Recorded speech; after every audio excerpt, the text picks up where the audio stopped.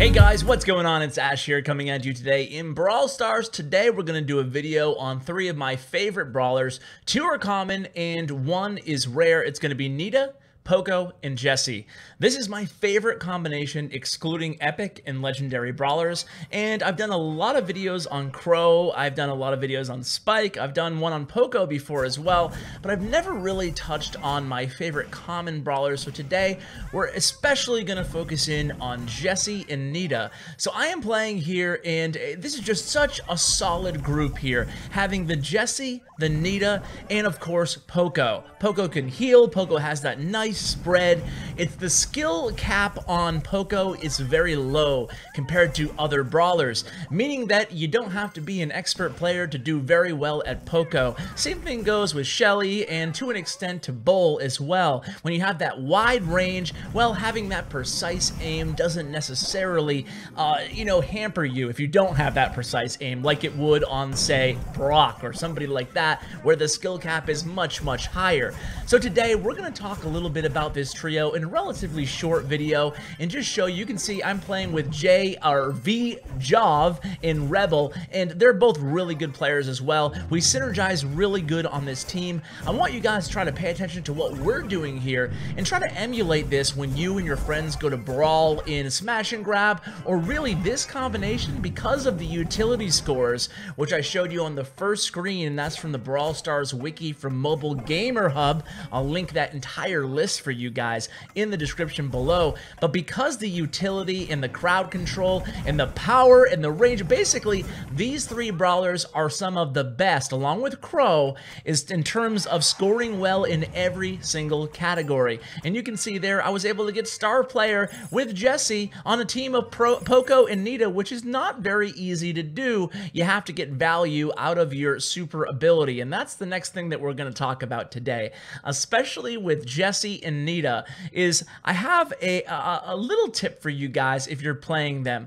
This might be kind of obvious, but I feel like it's really important too, right? So you want to make sure that you're trying to get your super as soon as possible. Of course, this applies for almost every brawler, but the super of the turret on Jessie and the bear on Nita are so incredibly important.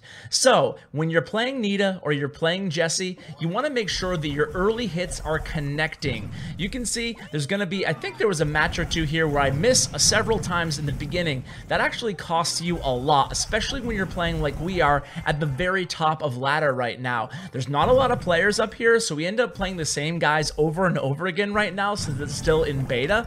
But the issue is if you just don't connect, see, I think it was this match, I'm just not connecting on my shots here. I'm trying to lead my shots, trying to predict where my opponent's going to go, but these guys are pretty good too. Luckily, my teammates are picking up the slack for me early on here, but the idea here is by this time in the match, you definitely want to have your turret on the board to help protect your side. You can see Rebel was able to get his super going way earlier than me here. He has his bear, and the turret working together with Poco's heal is really one of the strongest combinations in the game. Another reason that Poco is so good in this map with this combination is because Poco and Shelly both do really, and Bull, both do really well against Mortis, and Mortis can be one of the biggest pains in the you-know-what to go against in Smash and Grab and really any challenge. So here we're playing smart at the end. I have the most, well, I'm tied with the most crystals right now, so I want to make sure I retreat into safety. It doesn't mean that you're necessarily going to run all the way back until your spawn point, but what you want to do is if you have the most crystals in your group, you want to make sure you're standing behind your 2 teammates. And if you have the least crystals in your group, no matter what brawler you're playing, odds are you're going to want to stand in front of your teammates. It's pretty obvious, but these are the type of things that you need to make sure you're doing to have success in this game, especially when you get to the higher level like we are here. I'm at 3,700 trophies right now overall, but you're not matched upon your overall trophies. That's important to understand. Are you struggling? Are you going up against other people who are way better than you? Try switching to a brawler that you're not used to using that much, you're not very skilled at, and obviously that the trophies are low on. You're matched by individual brawler trophies. So what happens is the algorithm will combine what you and your two teammates, even if you're matched randomly, have as far as the average trophy level of the brawlers that you're using, and then you'll be matched up against a team that has a similar average brawler trophy level. Your overall trophies, again, I can't stress this enough, has absolutely nothing to do with how or who you're going to match up against in any event. But with Showdown too, it's the same deal. In Showdown, you will, if you're playing with a high trophy brawler, you'll be matched up against other people who have high trophy brawlers. So if you're playing with, say you just unlocked Mortis for the first time, you're going to have an easy time leveling him up in Showdown because everybody else is going to be noobs. Now there is a caveat to that. It's the noob rule. Well, if you're under 100 trophies overall, like I'm talking about your overall trophies, if you were a noob essentially, if you just downloaded the game, and this will apply to a lot of you who haven't yet gotten access to the game because you're on Android or because you live somewhere else in other than Canada. And what you're going to want to do is, early on, it doesn't matter what brawler you're playing, everybody grouped under or ranked under 100 trophies is going to be grouped together regardless of what brawler they're using. So that's the caveat to the individual brawler rule. Anyway, let's get back to this combo and talk about what makes it so good and how you should be playing every single one of these three brawlers inside this trio, because the roles that you're going to play is definitely going to change based on who your teammates are, what brawlers they're using. So let's start with Jessie because I'm playing Jessie here. I like to start out with Jessie not rushing to the middle. If I'm starting on one of the edges and the map dictates it, I'll go ahead and I'll run to the side and I'll try to get off a few shots from an angle. Usually shooting your opponents from an angle is a bit easier with, without having the spread shot from the sides. So you go to the sides and you shoot towards the center. You try to pick off your opponents. Basically, I'm not even trying to kill them.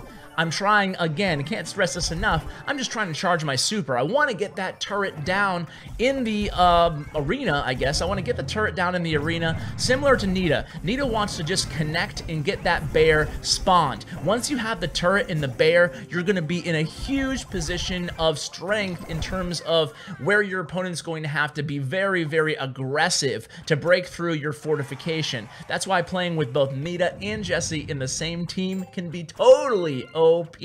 So let's go ahead and do one more match, and we're going to talk a little bit about starting out with Poco and Nita and what you should be doing in this threesome. Remember, guys, this is not a strategy that you're necessarily going to use depending on what other brawlers you're playing with. So here, well, let's talk about starting out. So Jessie, just to review, we're not concerned with killing people. We're not even concerned necessarily with getting the crystals. We're just concerned with charging up our super ability. Same thing goes with Nita. Nita can be a little bit more aggressive. She has a little bit more HP, but still with Nita, you want to make sure you're connecting, charging your super, not really concentrated on grabbing crystals early on. Trust me, even if your opponents get 2 or 3 crystals, if you have both of your supers ready to go, you're going to do really, really well. So here we go, going into the last match here. What about Poco? Well, Poco is a character, a brawler, that I do feel confident running right into the middle. Just don't go past the medium point in the arena.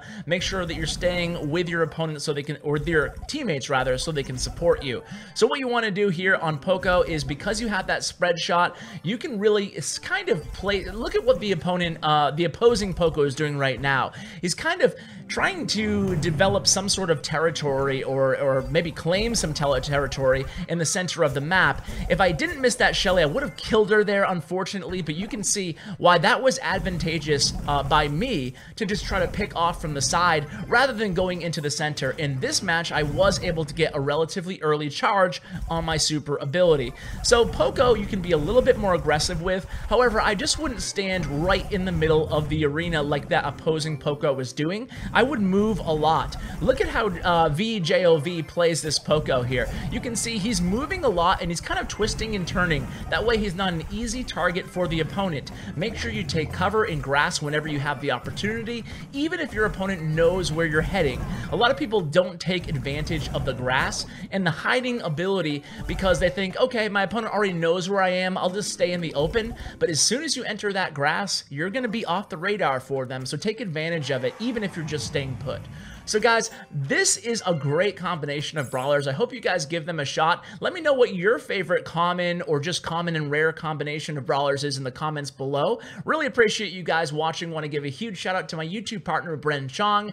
Guys, that's going to be it for today. More Brawl Stars coming at you soon. And as always, take care, guys.